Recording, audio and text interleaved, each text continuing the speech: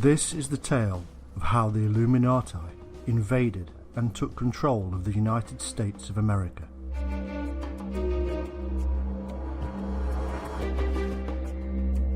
This is the real history of America as you've never seen before.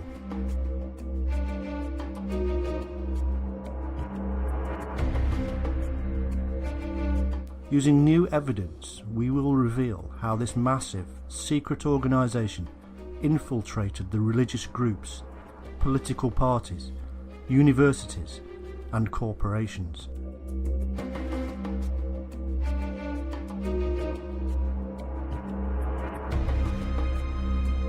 How they placed their own people in positions of power and authority.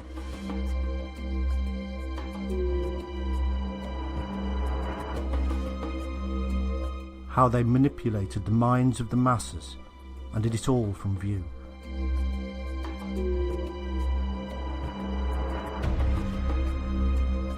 This group embraces what is known as the esoteric, the so-called spiritual truth hidden from the rest of us.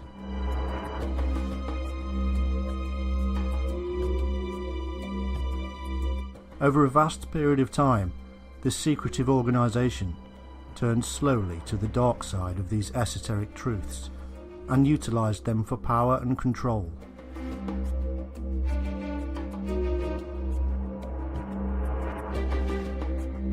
They take their orders from the International Secret Council of Nine. They are collectively called the Confederation of Initiates. They are under the strict control of their masters, and to oppose them means punishment worse than death.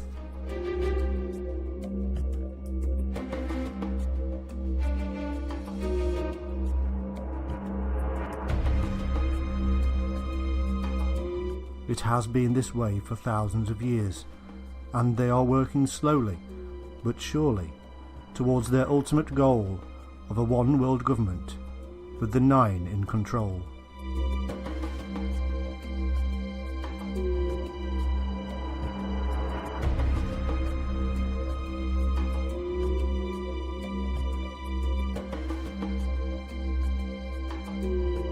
In this film, we reveal their plans and schemes. We show how the so-called land of free is not free at all, how it is under the yoke of a very large, very powerful, and very secret organisation.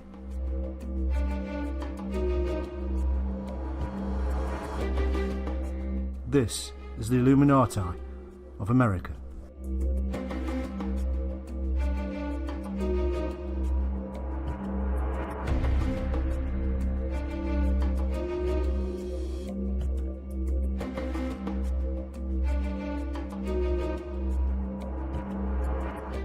In 1932, the International Secret Council of Nine, who direct the Confederation of Initiates of Illuminati, issued the following highly secret statement to the Order of the Rosicrucians. This is the new dispensation, and the work of the spiritual and mystical fraternities must be re-established throughout the world, so that all peoples may be taught the law and thereby enabled to apply it towards universal improvement as the only means of saving mankind. We, the Council of Nine, have selected your organisation as one of the oldest in America to help do this work.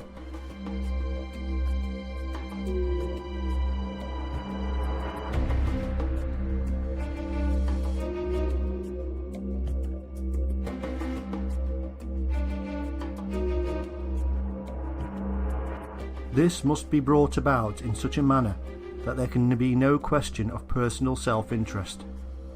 May we suggest that you select as your method that of the pre-Christian Essenian order in which Jesus was trained, accepting in good faith all students who apply on an absolutely free will basis, instructing them in the ancient manner and permitting these students to compensate you on an exchange basis.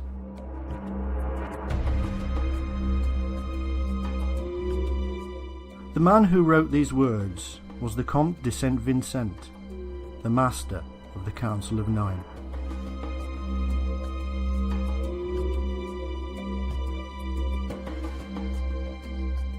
This small section reveals a great many things. Firstly, that the Order of the Rosicrucians did indeed come under the rule of the Illuminati.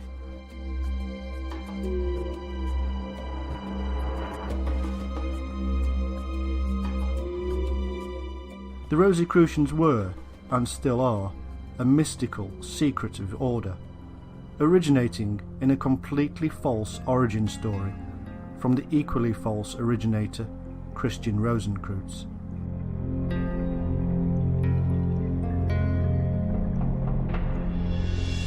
It was in fact an organisation created by the Illuminati to gather in believers and initiates.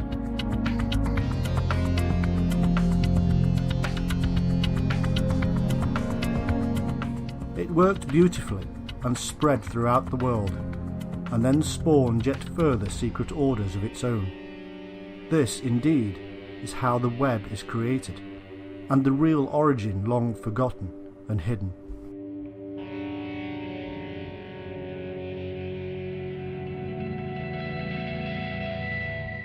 Secondly, the text reveals that the Rosicrucians were in fact much older, and the oldest in the USA.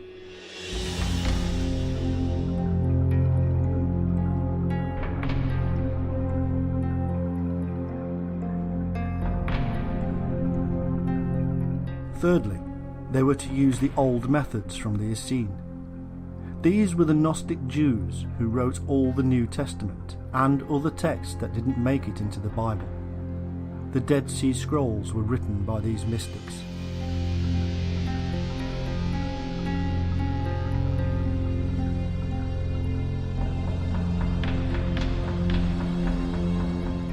They themselves had their own origins in the much older Egyptian, Syrian and Eastern cults. It stretches back many thousands of years.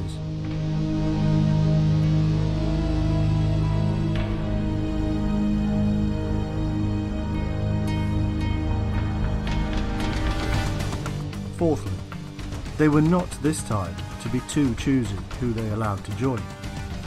This implies that they used to be, and indeed that is the truth. Now, with the advent of the second wave of a worldwide revolution about to begin with the Second World War, all were to be accepted into the fold for the great work to get underway.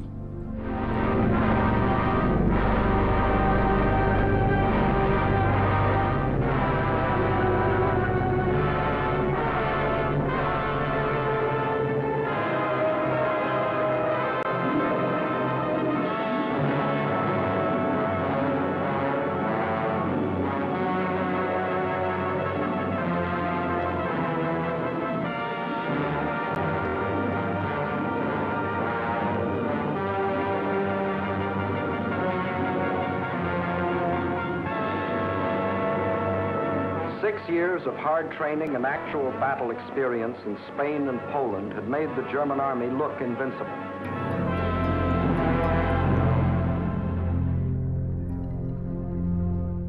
This was, and is, a group that is spread throughout the world, and have been involved in most of the big revolutions that have occurred, including the French and American revolutions.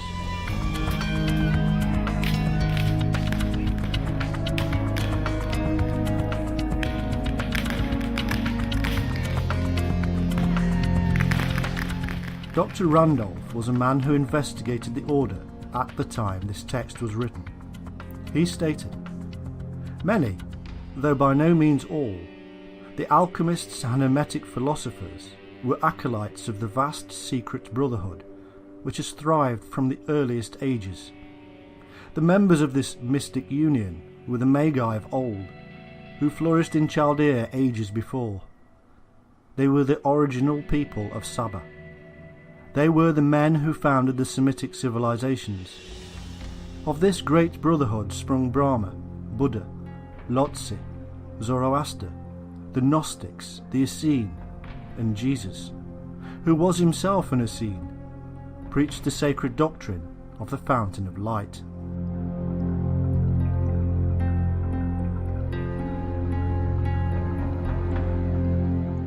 This fountain of light is the illumination, the inner enlightenment to the reality of existence, and from where the term Illuminati is derived.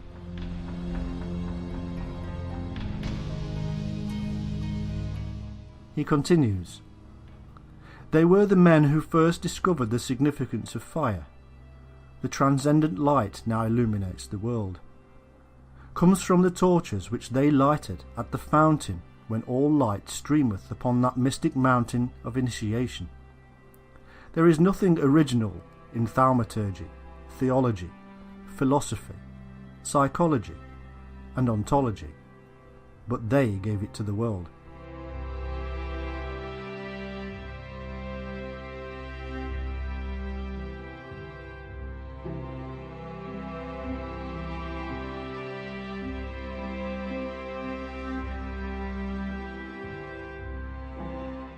Dr. Randolph here reveals the full extent of the Illuminati, that they are secret, spread throughout the world, originated religions, and saw their origin in the illumination of the mind, from philosophy to psychology.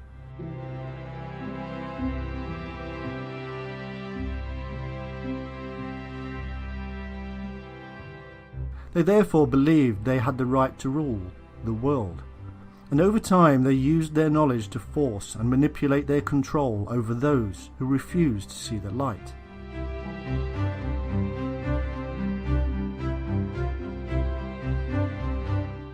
They were right, everybody else was wrong, and their own doctrines stated such, and gave them the right, power, and knowledge to manipulate man.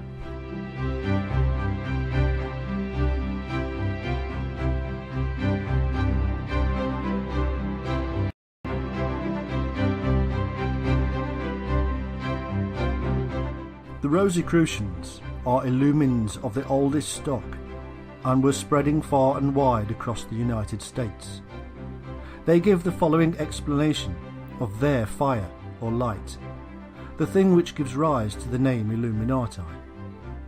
There is in nature one most potent force, by means of which a single person who would possess himself of it, and know how to direct it, could revolutionize the whole face of the world.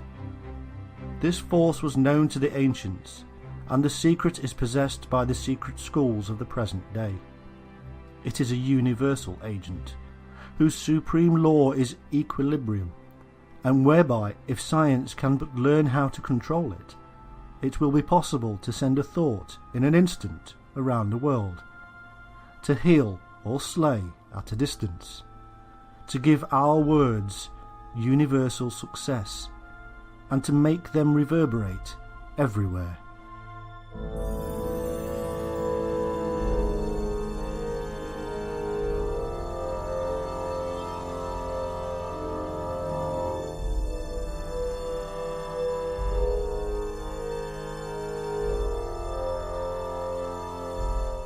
Strong beliefs indeed, and yet we must also realise that these people often speak in parables. They don't always mean what they say.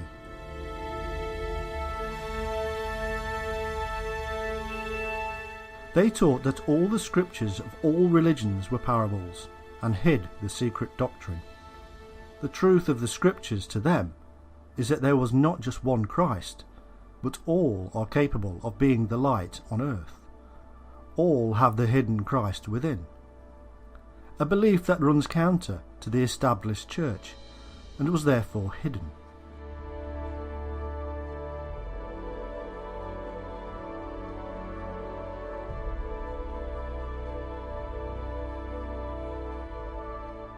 These teachings are in fact spread across all of the secret societies, for all are linked under the web of the Illuminati. All were created directly or indirectly by them.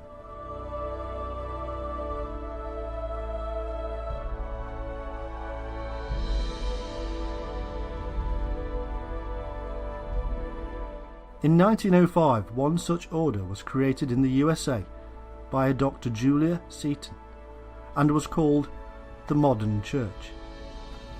Its purpose was to prepare the minds of the people for the new civilization to come.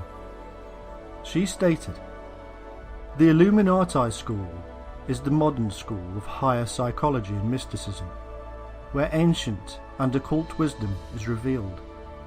It teaches new methods of social, ethical, industrial, religious, international, and national liberty."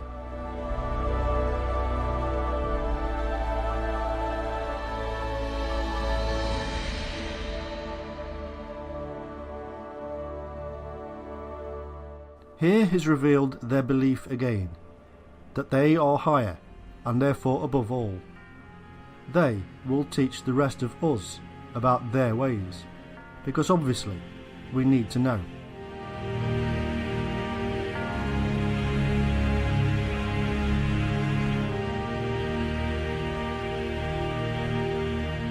Because they believed God, or the universal life force, was speaking through them, they believed that everybody else was wrong. They used their substantial wealth and power to spread these doctrines, and it was heard.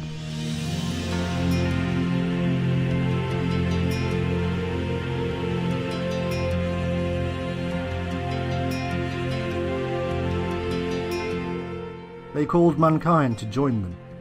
Anybody who did not was obviously not listening to the voice of the universal spirit within them. Those who heard the call and joined were chosen, special. Similar doctrines we would hear again at the dawn of the Second World War.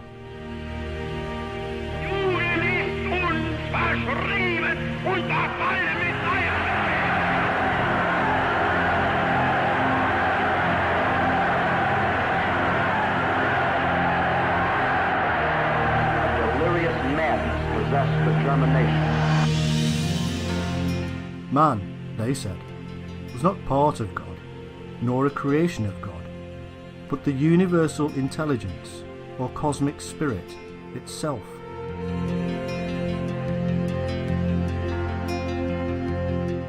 The purpose of this system was simple. It was to take away the individualism of the follower.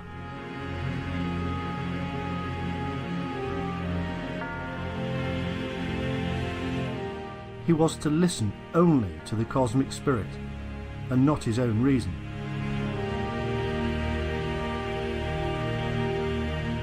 Through the various initiations, members of these cults are washed clean of their own mind and given a new one.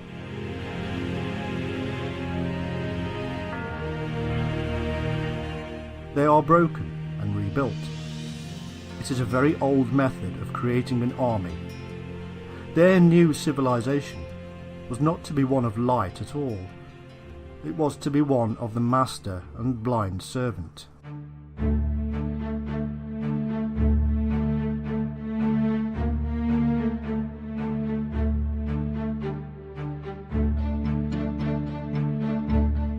Confuse and then make clear.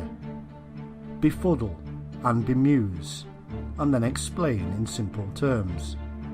These are the methods of forcing the initiate to believe he has become enlightened.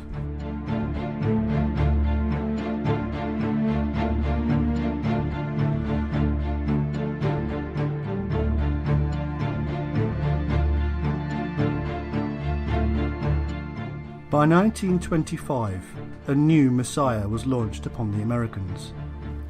He was a Russian by the name of Nicholas Roerich, a painter, philosopher, and supposed scientist. In Russia, he had achieved greatness and was adored by many. He was then invited to the USA. In 1922, he established the Corona Mundi, the core Earth. He started to teach his ideology of a new era, another name for the New World Order, the new civilization, but the same old story.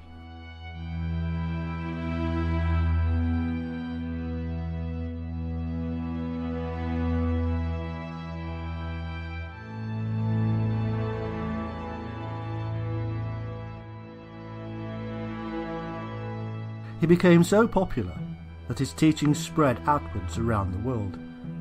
He taught the same old things, that the willpower within is the divine essence and is the answer to all. It was, he said, a creed of a new era of mighty approaching energies and possibilities.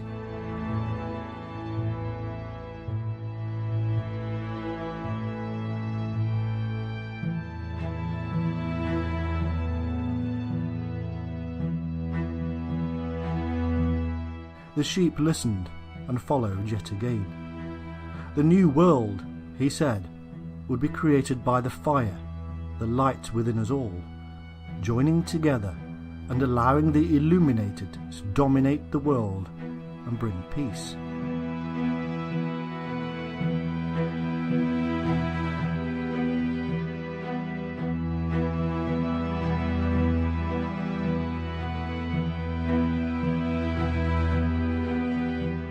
Any who did not listen were simply negatives.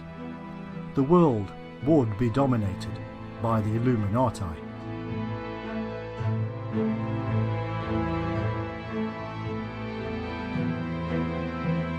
This Russian was just another mystic shouting about the so-called truth.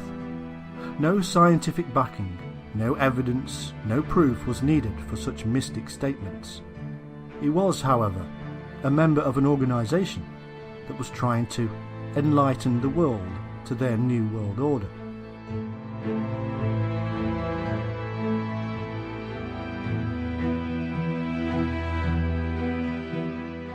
Their light would shine and others be extinguished.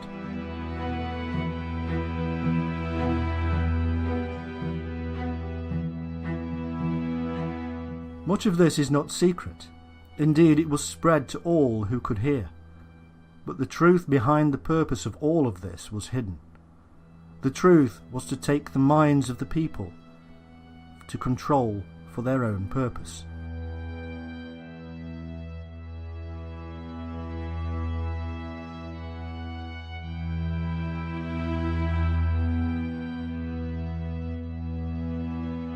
Through people such as Rurik and Madame Blavatsky of the Theosophists, the word was heard and spread into the higher authorities of the land.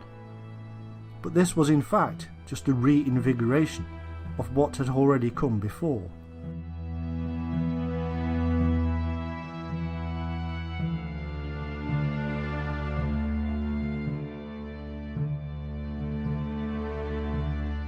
From the moment the first settlers landed in the USA, the message was being spread. The fraternity of the Freemasons was deeply rooted within government, military, religion and commerce. The Freemasons absorbed, cultivated and spread the mystic light, the messages of the Masters and the Council of Nine.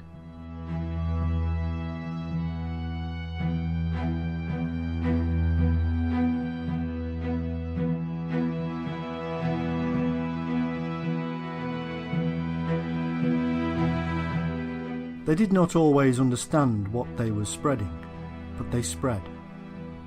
Those at the highest degrees of initiation were aware, and they created revolution and formed government.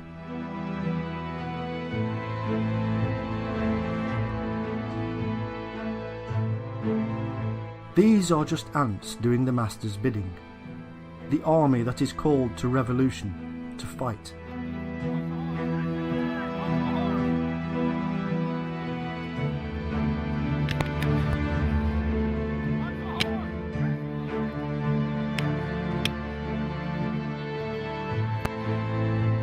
The true Illuminati are hidden, the true Masters unseen.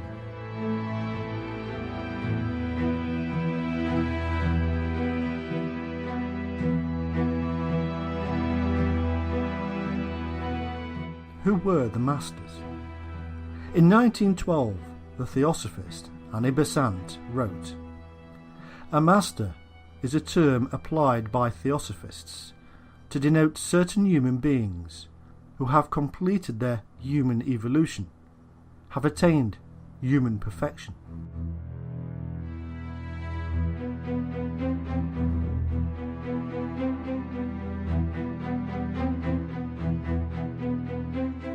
It didn't matter what society or order the followers belonged to, because the masters ruled them all. In reality, the Theosophists and the Rosicrucians were linked under the group of esoteric men we generally term the Illuminati.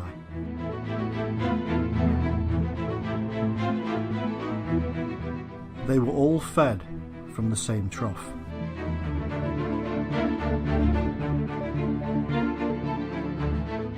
This hidden group were known to the various groups as the hierarchy of light, the elder brothers. Nobody ever saw them, they just did their bidding.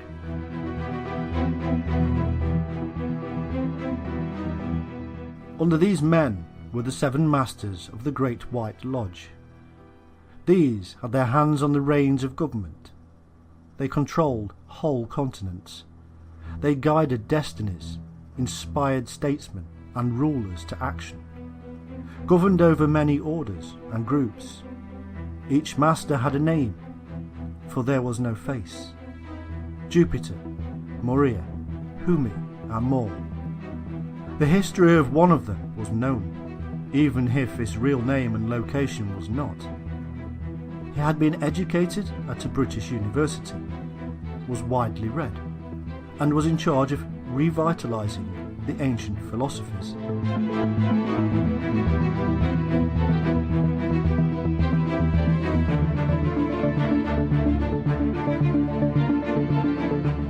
Their aim was to ensure that the head of every government and organisation of power and authority should be ruled over by a master, or at the very least one under the master's control.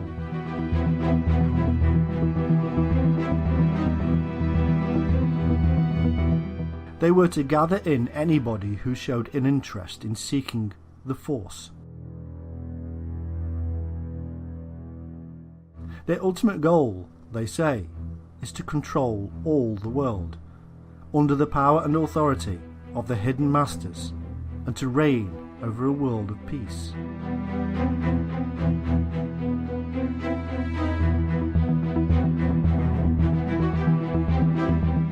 Only by ensuring that all human minds succumb to the will of the light or fire will true peace come about.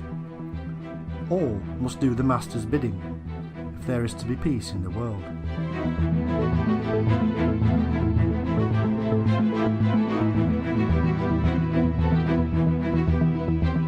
Through their various means of establishing this authority of the light, they reduce man down to a shell. By means of pseudo-yoga, the pupil's personality is in turn withdrawn from the physical body until, they say, the man recognises himself as a part of the master's consciousness. The master is only interested in a man from the point of view of his usefulness and his capacity to learn.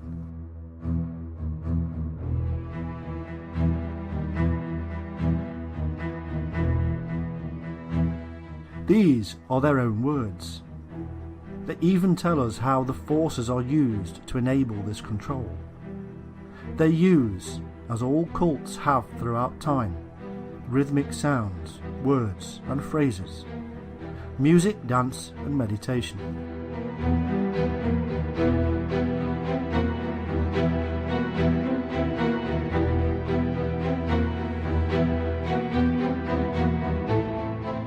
These methods remove obstacles in the mind. The rhythmic nature, they say, allows true nature to flow.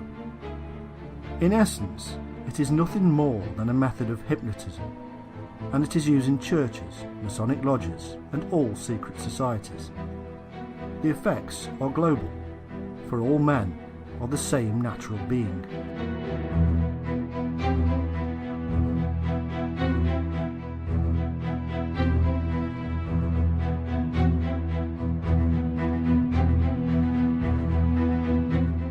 In the early 20th century, the Rosicrucians and Theosophists of America set out their stall. They had a plan, given to them by the masters. They would take control of politics, religion and education. Through these, they would control business and the rest of the world.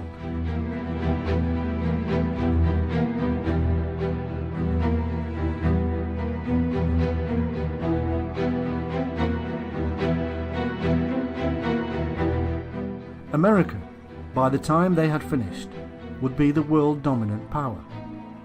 Their vision was realised by the end of World War II, as their Great Revolution ended. Men, women, and children must slave on farm or in factory for the Nazi master race, or starve. There will be a class of subject alien races. We need not hesitate to call them slaves. French children were to grow up on such inadequate food that many would reach the age of 12 before they grew new teeth. And for any attempts to protest against these restrictions, thousands of innocent French civilians would be executed. This was the price the French were to pay as they signed the armistice. And the master of the master race must go to Paris to tour the streets of what was once the City of Light. You notice no cheering crowds here to welcome in the new order.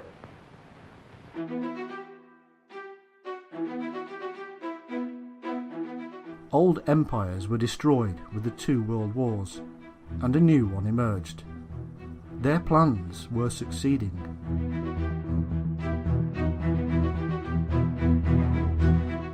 In 1864, revolutionary writer Maurice Joly wrote, "Before thinking of actually directing the public, one must stun it, dazzle it by all sorts of movements, mislead it insensibly in its ways." They did stun the world with 2 dreadful world wars, which were nothing more than revolutions, no different to the French and American versions, which they also set in motion through their secret societies.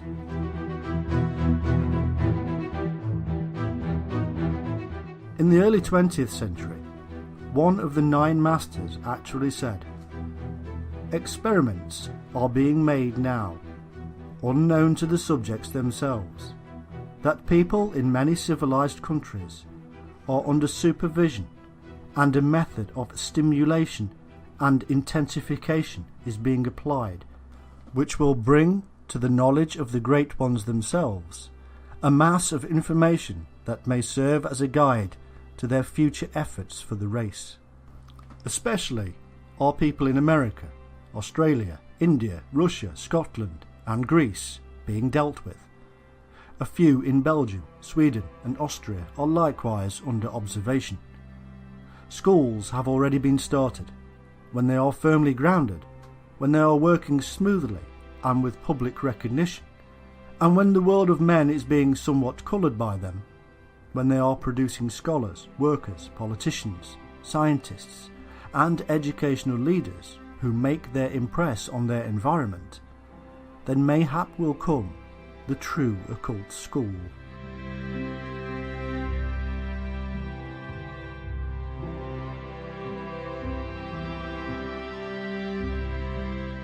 The whole idea yet again is to control the minds of man.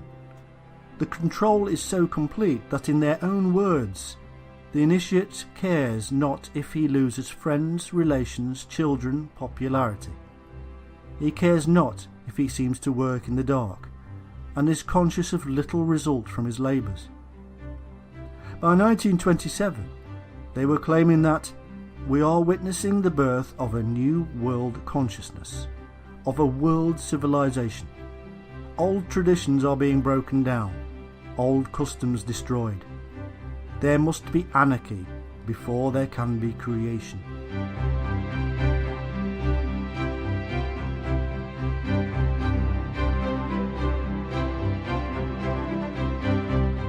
Their workers are necessarily cultured and widely read.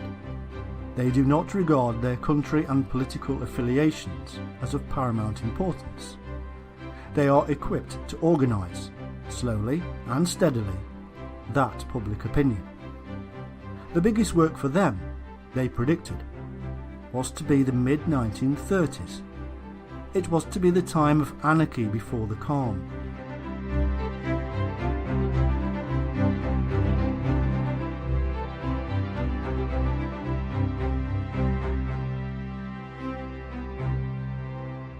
They said of the 1930s, material stress and strain, the wrecking of old political parties, the overthrowing of trade relations. All of this came true. The Depression caused mayhem, political upheaval, and saw the birth of new, radical political parties around the world, and none more so than in Nazi Germany.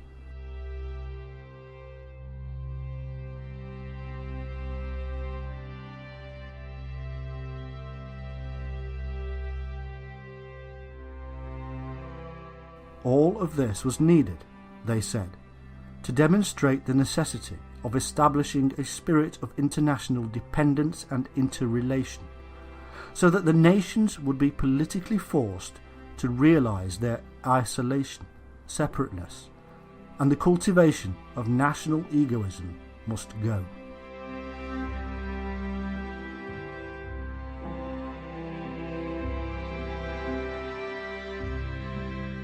After the First Revolution of World War I, they brought about the League of Nations, a group of countries desiring never again to see war on such a scale. It was, in fact, the creation of a secretive group of international business leaders, politicians, and mystics, all linked to the Illuminati, and all now with the authority of the broken public behind them.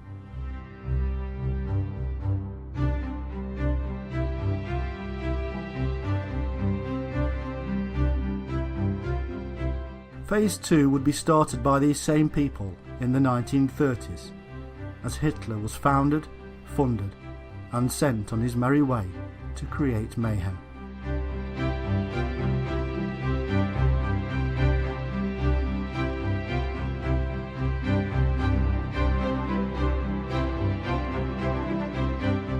And what of America?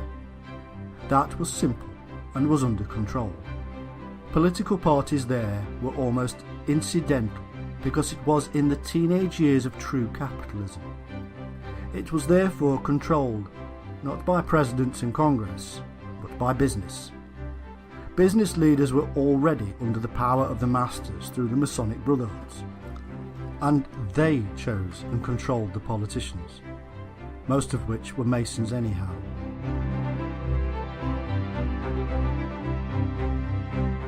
The Masons were directly under the influence of the masters. Job done. The fate of the world was sealed. Anarchy was set in motion. The USA sat back, grew in power, and watched and waited.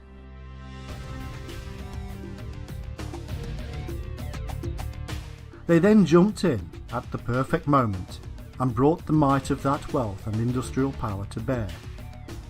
The world blew a sigh of relief and shouted, "Never again."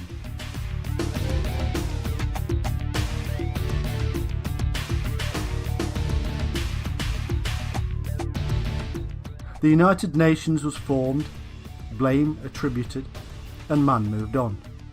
In a few short years, a disparate world had been forced to join together at the same table. It was unprecedented. It was predicted. It was planned.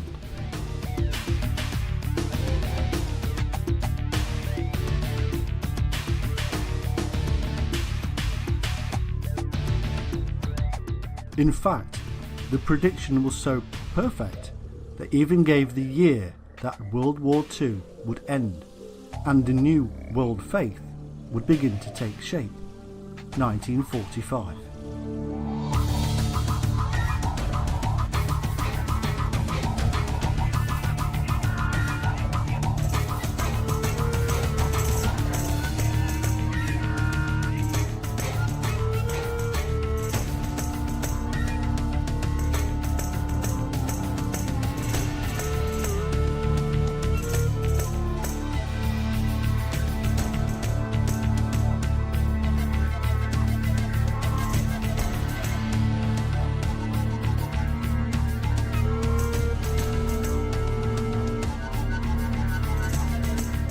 The United States was called the New World for a good reason.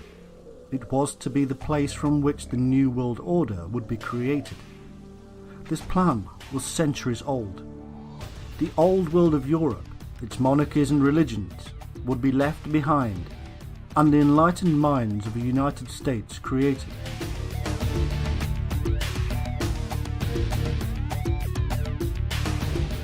All of this takes time and a great deal of work, but the very foundations of America are those of the Illuminati. As one writer in the early 20th century wrote, "How did it happen at the time of the American Revolution, when next to nothing was known of the mathematical interpretation of the Great Pyramid, that its symbolism was used in concrete exactness on the Great Seal of the United States, indicating that it was part of America to restate the rule of Christ, the light or illumination, on earth? It happened because it was a symbol and sign for all to see, for many to rejoice over, the others to fear. It was the symbol of the coming to power of the hidden masters." An American High Mason and Rosicrucian in 1877 wrote, "In the last century, the United States was freed from the tyranny of the mother country by the action of secret societies more than is commonly imagined." It was true. All of those in positions of power and authority on all sides of the American Revolution were in fact brothers of the same lodges and fraternities.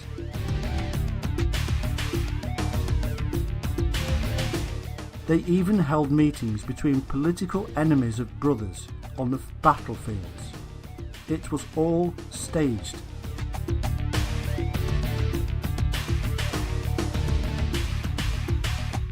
It was staged again, but pushed out into a wider world in the 20th century World War revolutions.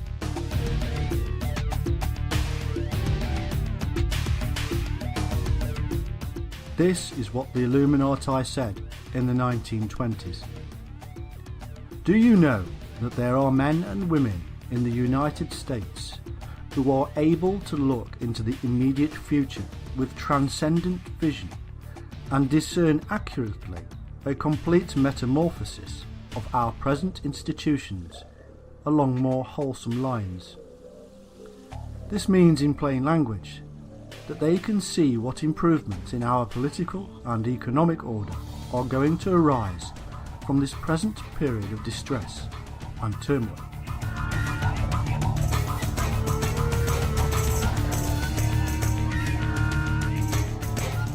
They see these improvements crystallizing between 1933 and 1945, both dates written large on the Great Pyramid Prophecy.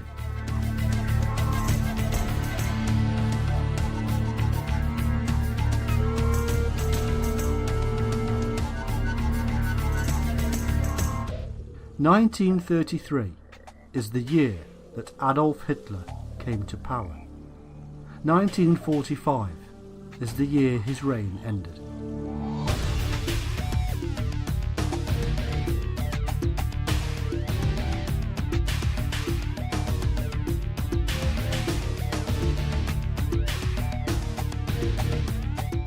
It had all, in fact, been going on a long time.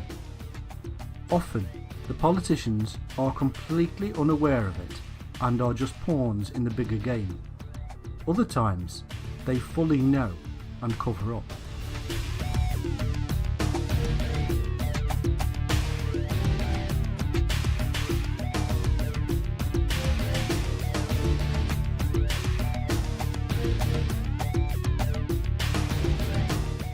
George Washington, who was himself a Freemason, wrote, "It was not my intention to doubt that the doctrines of the Illuminati and principles of Jacobinism had not spread in the United States. On the contrary, no one is more truly satisfied of this fact than I am."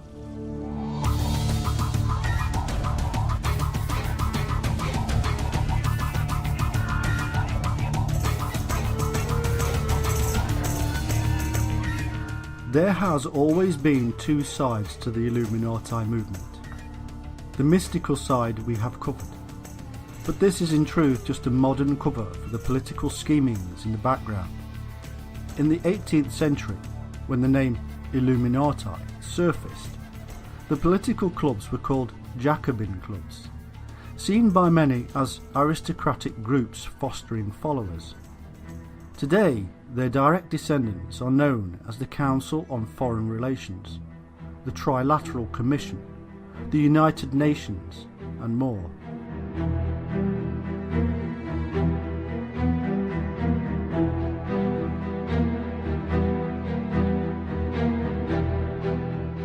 All of these can be easily traced back to those earlier groups.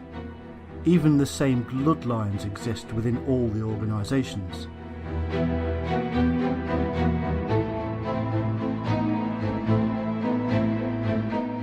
They plan and scheme and throw up congressmen, senators and presidents and place them where they are needed. Through the vast wealth and media power, they manipulate the masses to carry out that fakery they call democracy.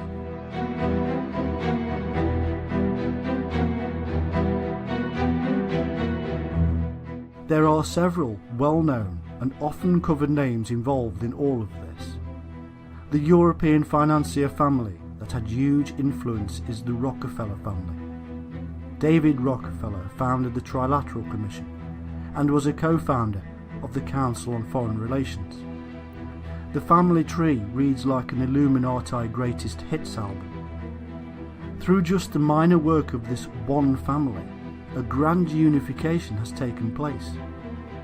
Countries of the world have been brought together under the powerful influence of just one head. The United Nations is a group of nations, but the delegates all owe their positions to the various branches of the worldwide Illuminati, and so do the master's bidding.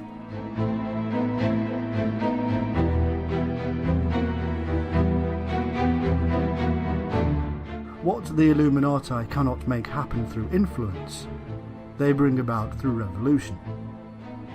The United States was the major game player in World War I and II. Woodrow Wilson's 14-point plan after World War I held within it a veiled attempt to get all nations to surrender to their sovereignty.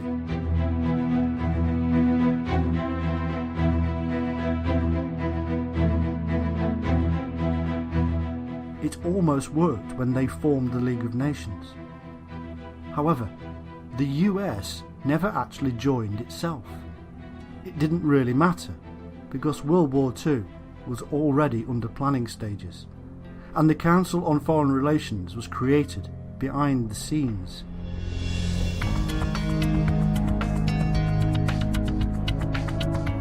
This is an almost country-sized secret society in itself, plotting and planning on our behalf.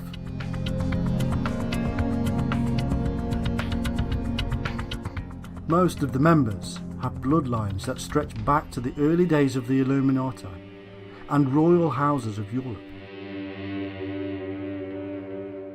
The rest are high-powered businessmen and other such people in positions of vast power.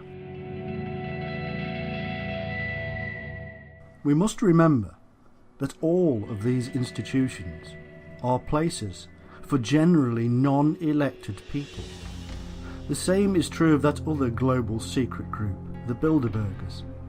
In the USA there is a friendly group called the American Friends of the Bilderbergers. Each group is made up of chosen individuals. Chosen by whom?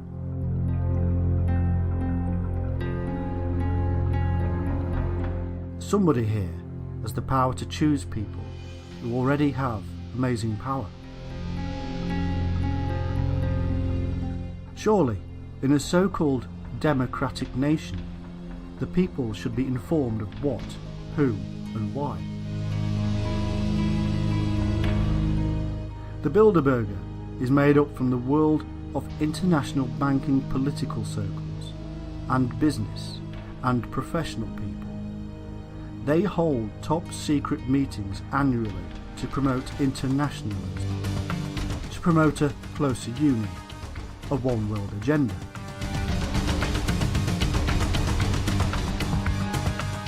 And it is fully American endorsed, with a host of politicians, scientists and business leaders from the USA attending. All of the meetings are secret. Nobody ever tells. So just how and when did the Illuminati influence in the United States begin? The very first official mention of them is in around 1785, when the Columbia Lodge of the Illuminati was established in New York. Some of its members were Governor Clinton, the editor of the New York Times, and the early Roosevelts. In 1786, another lodge started in Virginia, with Thomas Jefferson as a member. This was followed quickly by 14 more lodges throughout the then 13 states. In 1789, some people were getting concerned. The president of Harvard issued a warning about their growing influence on politics and even religion. At the exact same time, the French Illuminati came to pay a visit and helped to spread it even further.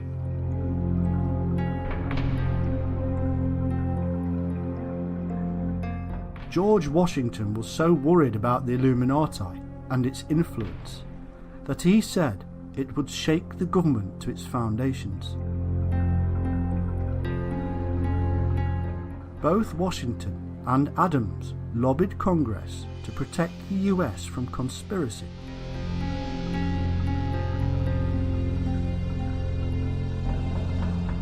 Thomas Paine, the author, actually aided the Illuminati to infiltrate several Masonic lodges.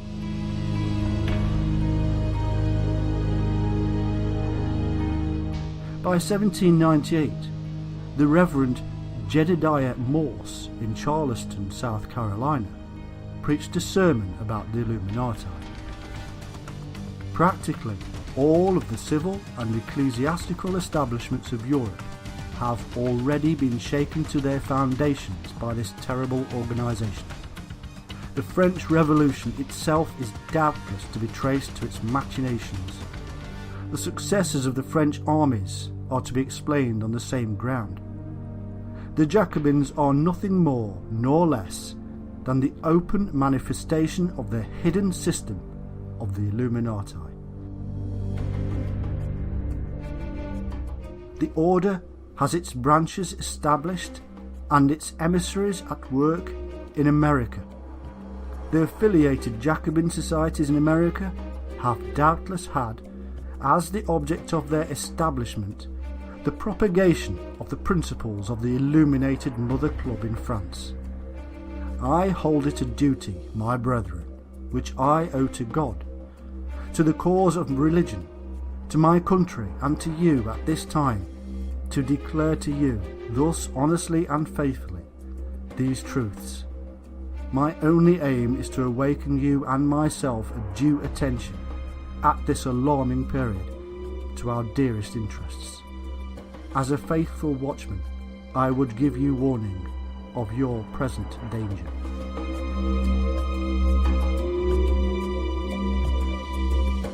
In the same year, the president of Yale University said, "Shall our sons become the disciples of Voltaire and the dragoons of Marat, or our daughters the concubines of the Illuminati?"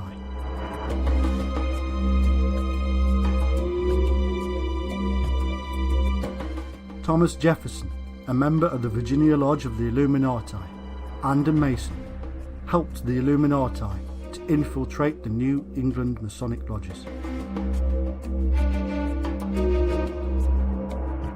Also in 1798, the Reverend Snyder, a Lutheran minister, wrote to President Washington expressing his concern about the Illuminati infiltrating the American Masonic lodges. Washington wrote back, I have heard much about the nefarious and dangerous plan and doctrines of the Illuminati. Shortly before his death, Washington issued 2 dire warnings about the Illuminati.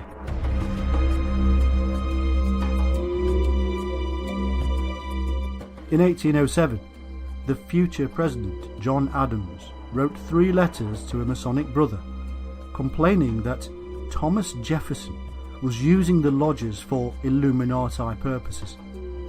The letters have been stolen and never seen since.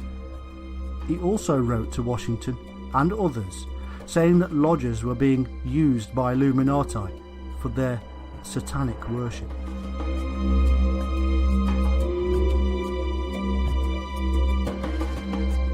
Rumours also circulated that Benjamin Franklin was Illuminati, but most of the focus and hatred was directed at Jefferson, who the Reverend Morse called an Illuminatus.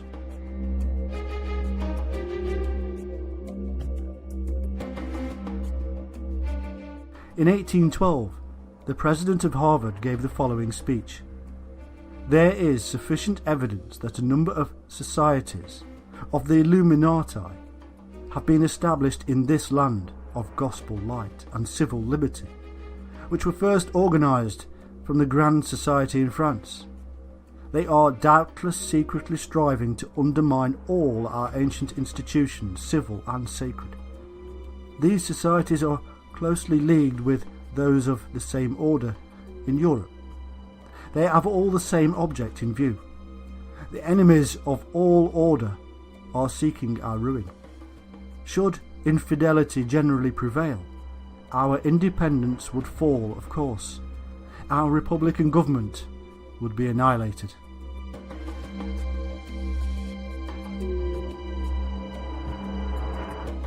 In that same year, the British attacked Washington in order to destroy vital documents that revealed the Illuminati influence on the government and the war.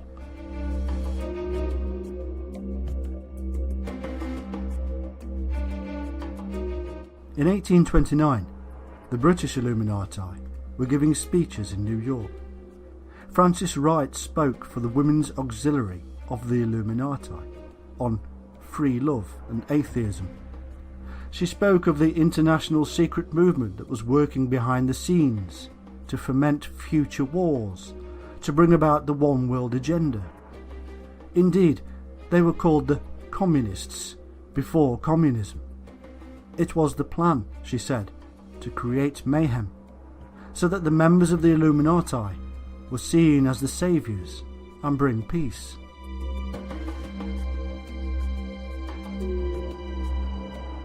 In 1843, the poet Heinrich Heine wrote, "Communism is the secret name of this tremendous adversary, which the rule of the proletariat, with all that implies, opposes to the existing bourgeois regime. Communism is nonetheless the dark hero, cast for enormous, if fleeting role in the modern tragedy, and awaiting its cue to enter the stage."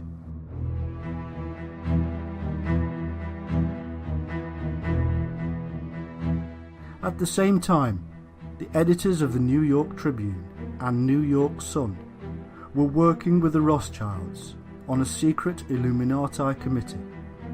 It is believed the committee was all about the running of America from behind the scenes.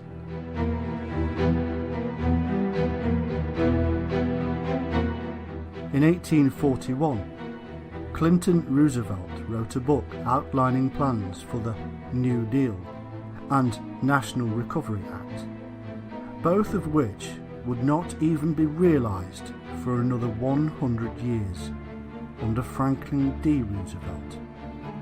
Long-term plans and family bloodlines indeed.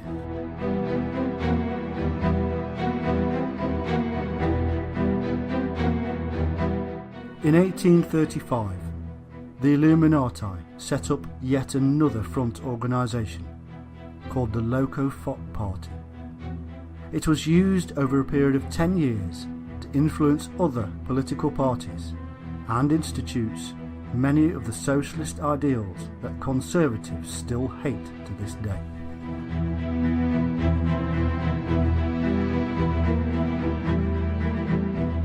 Throughout this whole time, the Illuminati influence in the government of the United States was immense.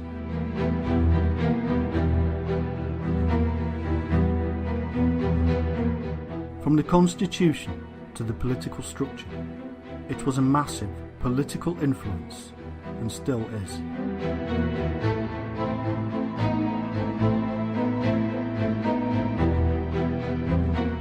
But that second tier of Illuminati influence also played a major role, for the two cannot be divided. The mystical side of the Illumines is clear to see even to this day, because of their huge influence. From the sacred geometry of Washington, D.C., to the all-seeing eye on the dollar bill, the sacred symbols of Illuminism are everywhere for those with the eyes to see.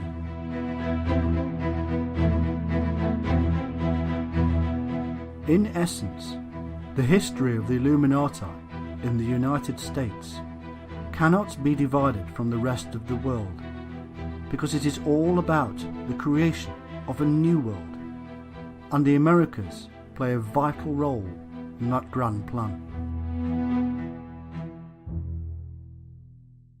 They started many thousands of years ago in the mysterious cults of Syria and elsewhere.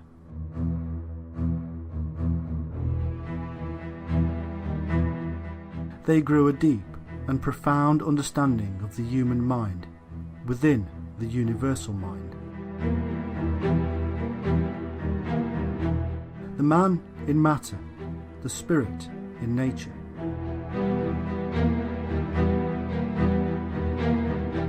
Through the use of drugs, meditation, dervish and other means, they tricked the light fantastic and began a journey towards the light.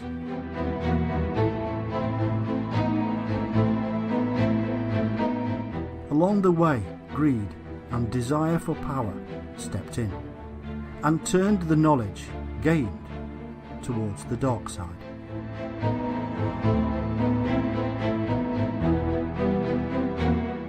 Over vast periods of time, power was jealously guarded and grown. But man is a chaotic being, and power a strong pull. They didn't always have it their own way, and fought many battles for control. Over time, they have brought down governments, royal dynasties, and religions. They have thrown the world into the desperate pit of warfare, and then they have offered us peace and calm on their terms. They have grown wealth so vast that it staggers the mind. Nobody now is in a position to truly fight them, or has enough knowledge to truly reveal them. That is why they are the enigma we know as the Illuminati.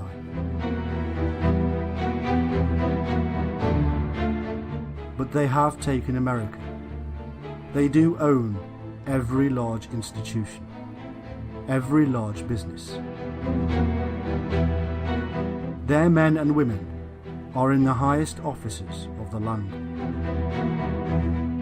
All listen to the Master's voice,